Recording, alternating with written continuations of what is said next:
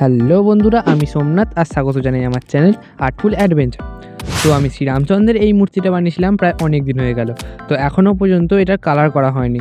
আর তোমাদের সামনে এই মূর্তিটা যখন বানিয়েছিলাম তার ভিডিওটাও নিয়ে আসতে পারিনি। আর রামনবমী চলে গেল, প্রায় অনেকগুলো দিন হয়ে গেল। তো চলো আজকে আমি দেখাবো তোমাদের যে কীভাবে শ্রীরামচন্দ্রের মূর্তিটা কালার করব। তো আমি এখানে সমস্ত কিন্তু ফেব্রিকে অ্যাক্রেলিক কালার ইউজ করব। আর যদি তোমরা লক্ষ্য করে থাকো দেখবে মালাটা কিন্তু হালকা ক্র্যাক ধরে গেছে এবং সেটাকেও হালকা ঠিকঠাক করে নিতে হবে।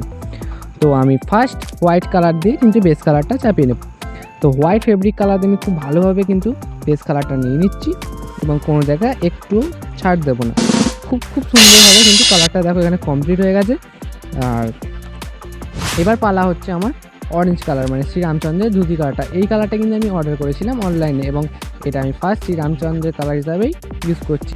আর আমার কিন্তু মানে রঙের গন্ধ ভাই সেই লাগে। তোমাদের কেমন লাগে কমেন্ট করে কিন্তু জানিও। আর আমি এখানে শ্রীরামচন্দ্রের যে ধুতির কালারটা আছে বা উড়ুনি কালারটা আছে এটা কিন্তু আমি অরেঞ্জ দিয়ে কভার করব এবং এখানে স্কিনের জন্য আমি ইউজ করব স্কাই কালার। এটা ছোটো সিরিজ ছিল।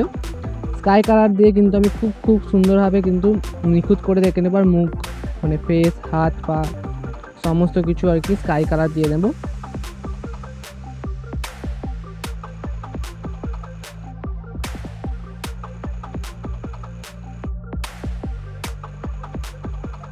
এখানে আমি ইয়েলো আর রেড কম্বিনেশনে কিন্তু ধুতির কালারটা রাখবো, দেখতে বেশ ভালোই লাগবে। আর হালকা শেডিংও দিয়ে নেবো, কারণ অরেঞ্জটাও ঠিক ভালো লাগবে না, হালকা রেডের শেডিং দিলে মনে হয় ভালো লাগবে। আর এখানে মালার কালারটাও কিন্তু আমি ইয়েলো করেছি এবং শুধু ইয়েলো রাখলে হবে না, এর মধ্যে কিছু কম্বিনেশান আনবো। আর যেমনটা বললাম ধুতিতে কিন্তু আমি রেড চাপাবো। তো দেখো আমি কিন্তু ধুতিতে এখানে রেড চাপিয়ে নিলাম। মালাতে যেমনটা বলেছিলাম মালাতেও কিন্তু রেড আর গ্রিন এবং হোয়াইটের কম্বিনেশান আমি আনার চেষ্টা করব। আর রুদ্রাক্ষের মালাগুলো কিন্তু আমি ব্রাউন কালার দিয়ে কভার করছি।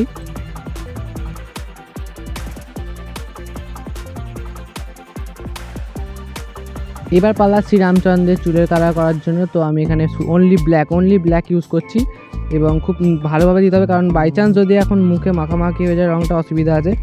খুব সুন্দরভাবে ধৈর্য ধরে কিন্তু কালো রঙটা আমি ইউজ করছি এখানে, দেখে নাও। আর যেমনটা বলেছিলাম না মালায় গ্রিন আর হোয়াইটের কম্বিনেশান দেবো, দেখো কেমন লাগছে। আর ফাইনালি চোখটাও এখন ফুটে নিলাম। আর বেস কালারটা যেটা নিচে আর কি প্লাইটা ছিল, বেস কালারটা কিন্তু আমি অরেঞ্জ দেবো। অরেঞ্জ দিয়ে পুরোটা কভার করে নিচ্ছি ফার্স্ট এবং তারপর দেবো রেডের এবং পায়ের কাছে দেবো ইয়েলো। এই তিনটে কালার কম্বিনেশানে কিন্তু আমি বেস কালারটা আনবো।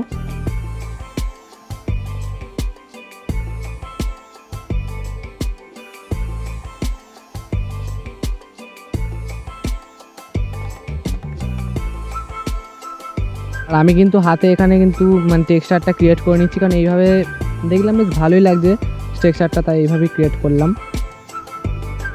তোমরা চাইলে কিন্তু এমনি ফেসবুক দিতে পারো। এখানে যে আমি তীরটা দিয়েছি, তীরটা কিন্তু আমি এমনি তার ইউজ করছি এবং এখানে কি লাল সুতো, তার দ্বারা কিন্তু তীরের দড়িটা করে নিচ্ছি।